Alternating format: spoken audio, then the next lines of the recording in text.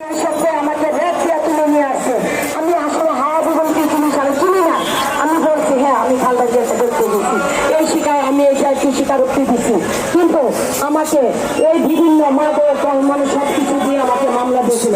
আপনাদের কি মনে হয় আমি মাদক ব্যবসায়ী ছিলাম? আমার হোটেলে এই আত্মার বাহিনী ও আত্মা একটা বলছেন, কিন্তু একটা সিঙ্গারের বিল আমার হোটেলের দিতে পারে নাই।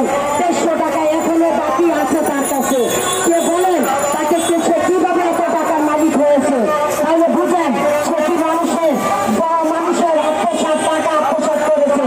তার বাহিনীতে এই মানে প্রশাসন দিয়েছে সবাইকে তুলে নিয়ে জায়গা দখল করতো, কোটি কোটি টাকা আত্মসাৎ করতো।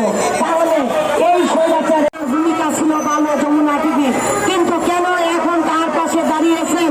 আপনি দেখেন আমাদের এলাকায় আপনি ঢুকে বুঝতে পারবেন আমরা কিভাবে যে অত্যাচারের মধ্যে জীবন কাটিয়েছিলাম তার বাহিনীর কাছে। তাহলে কেন আপনি একটা স্বৈরাচারের বিরুদ্ধে দাঁড়িয়েছেন? আপনি জানেন না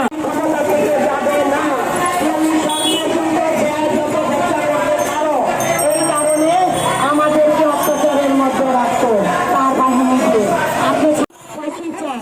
সালমা ম্যাডামের কাছে এখন আবেদন করে বলতেছি, সালমা ম্যাডাম আমরা মেয়ে মানুষ, আমাদের পাশে থাকেন। আপনি আন্দোলনের সময় পাশে ছিলেন, এখনো আমাদের পাশে থাকেন। আর স্বৈরাচার আত্মারের পাশে পাইতেন না। ওর কালো টাকা আর হাত দিন না। কালো টাকা খাবেন, আপনার হাতও ধ্বংস হয়ে যাবে। আপনার কাছে যদি আপনার টাকা লাগে আমরা জনগণ আপনাদেরকে দেবো। তাও স্বৈরাচার আত্মারের টাকা খাবেন না। স্বৈরাচার কালো টাকা, ওর কালো টাকা মানুষকে মেরে পেয়েছে টাকা আত্মসাৎ করেছে। সেই কারণে আপনাদেরকে বলতেছি